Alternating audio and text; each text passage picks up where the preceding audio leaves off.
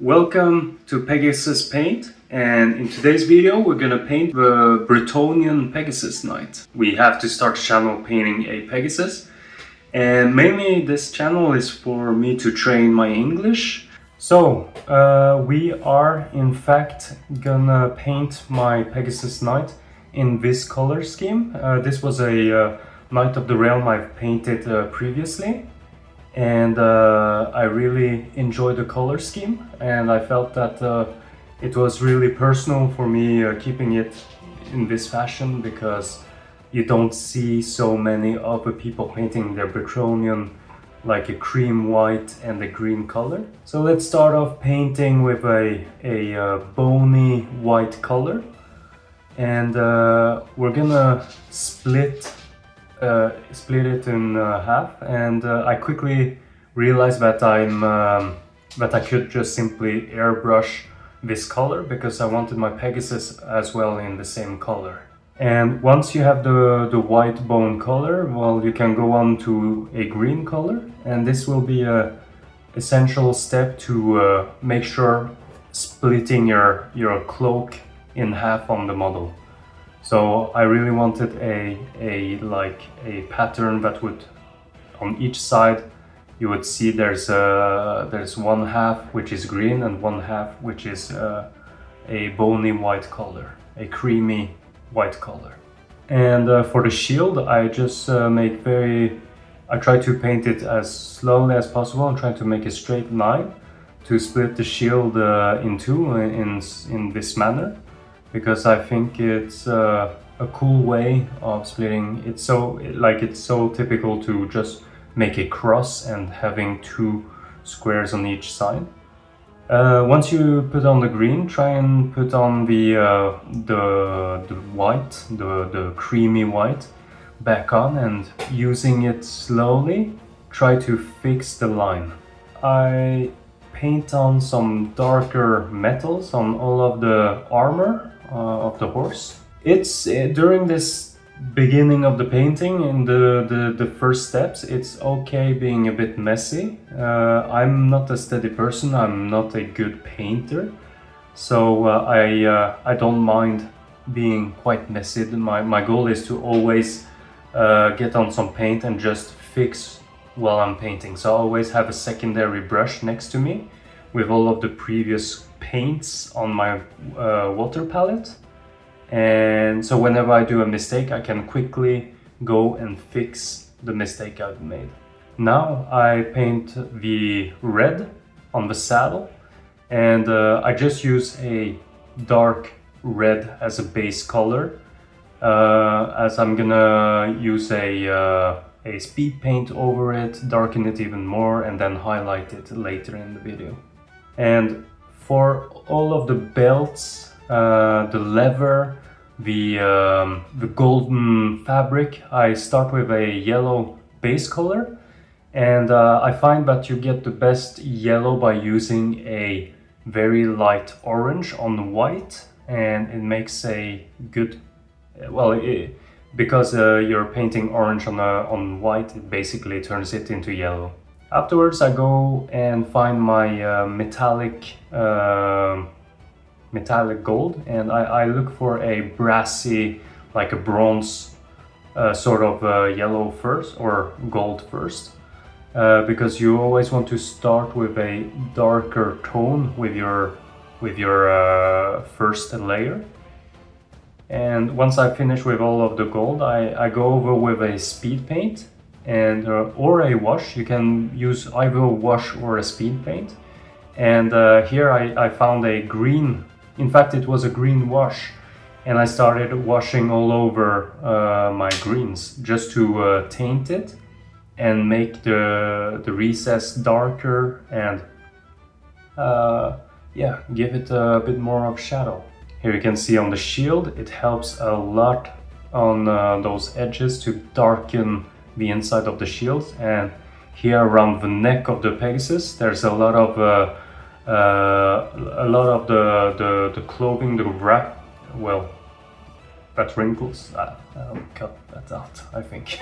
Here I'm fixing the the symbol on the forehead of the Pegasus, because my knights of Bretonia, they will come from Carcassonne, the region of Carcassonne.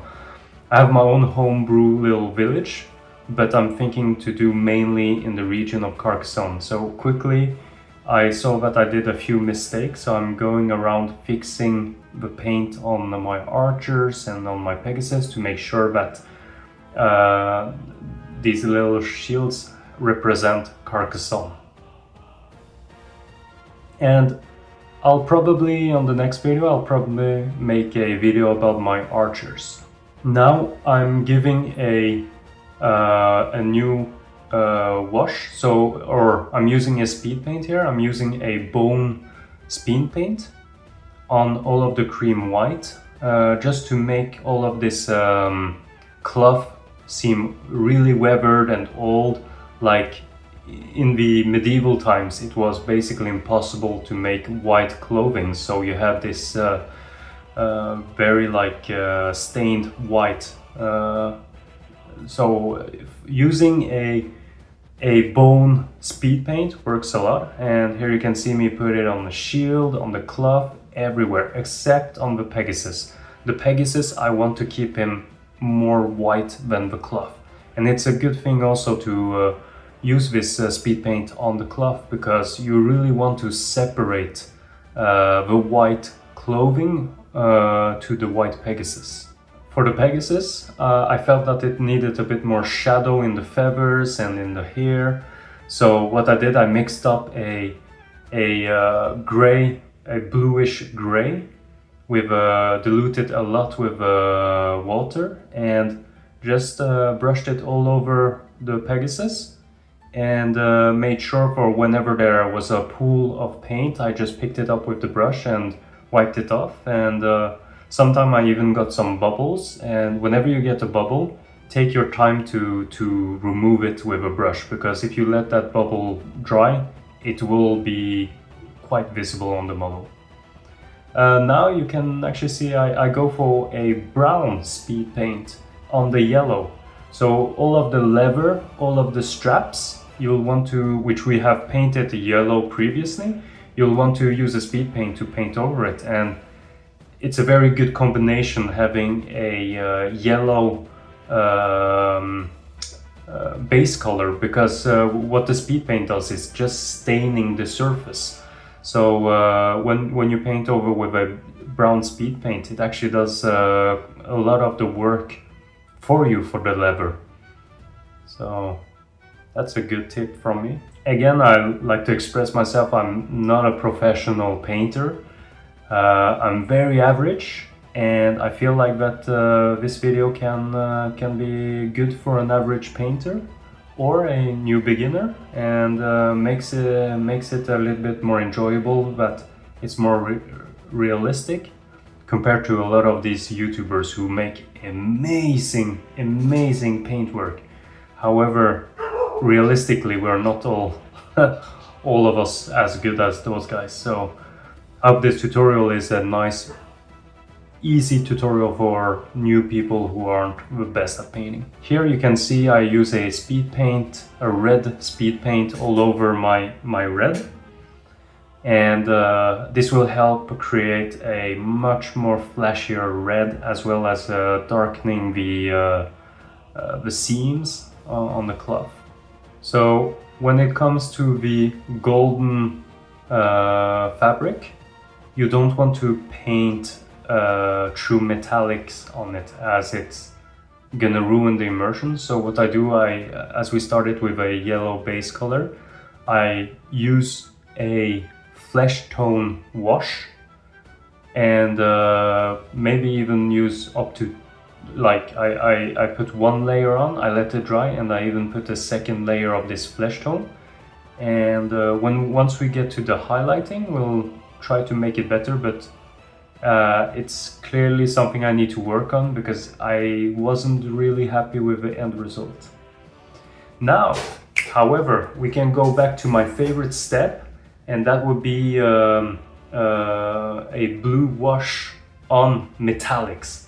Honestly, it's the best thing you can do to get a good metallic, deep metallic color is to paint your metallics with a blue wash.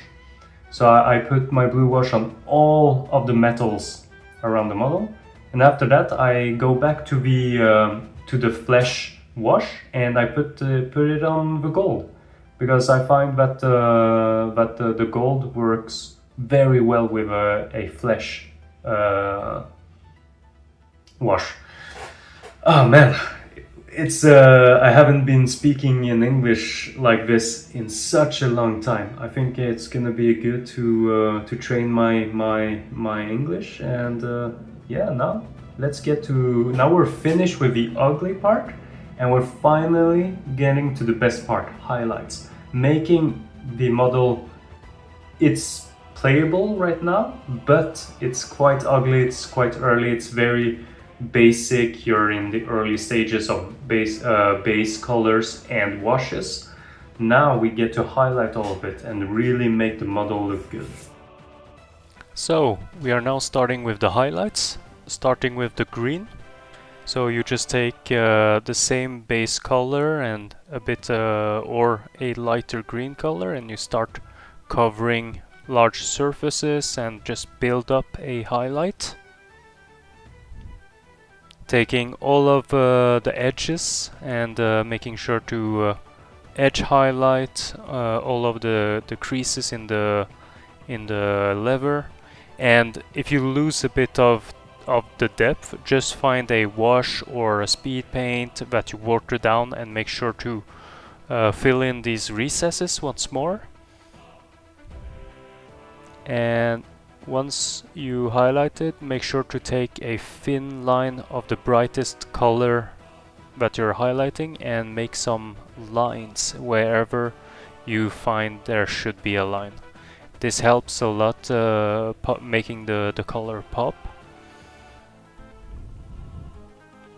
On the red, I highlight the cushion part, and you're gonna see I'm using a regular red as well, but I'm gonna go with a orange to really help make it pop a lot more. And let's not forget the saddle, even though the figure is gonna be mounted and you won't be seated, so it's not as important to do as well. Here, yeah, as I said, a bit of the orange. It really helps the red color. And for the golden cloth, I find this sort of beige yellow, and I highlight edges and waves in the fabric. So there's so many different way of highlighting, and the easiest would be edge highlighting. So all of these ribbons, you guys can see I'm edge highlighting.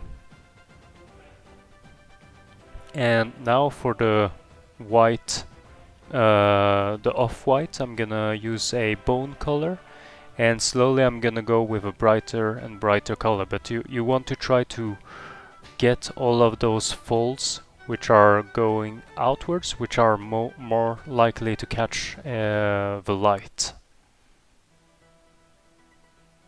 This is really one of my most favorite part of the painting process. It's doing the highlights, and it can be scary, but honestly it's very worth it to try.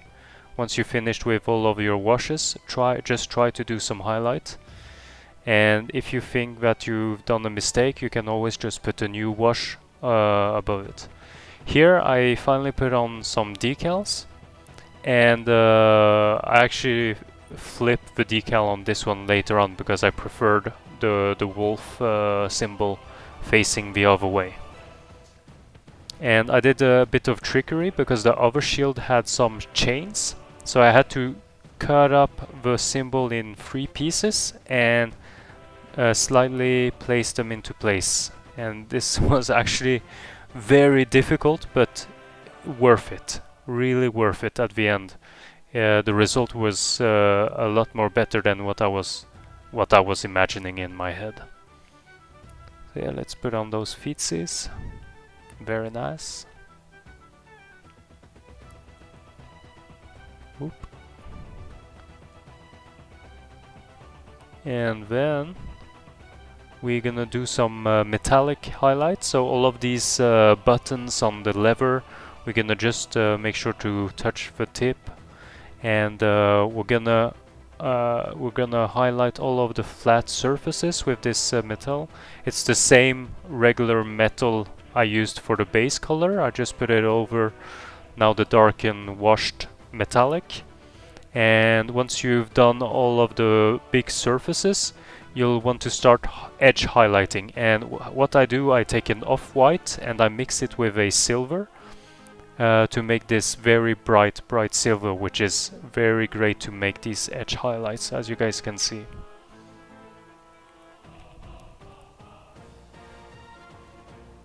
And make sure to look all around the model to find all of these metallic parts, because there's so many. And the same thing with gold. You take the gold you used as the base color and you mix it with an off-white, and you start finding all of these edges and highlight all of the folds, all of the surfaces, and just start putting on some brighter gold onto your model. And making sure to keep all of the recesses dark. And here I put on a matte varnish on all of the transfer sheets, because to remove all of the glossiness and make it look a little bit better on the model. In the front and on the sides.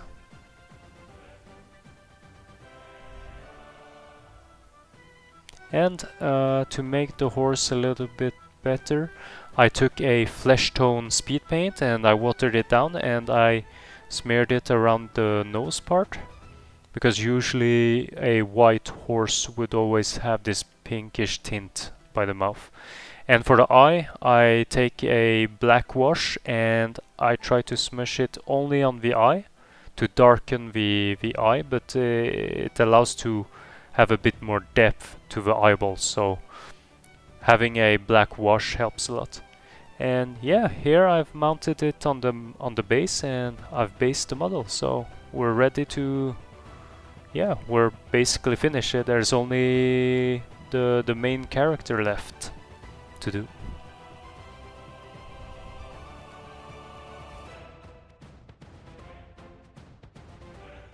So I finally finished the model, and yeah, here it is.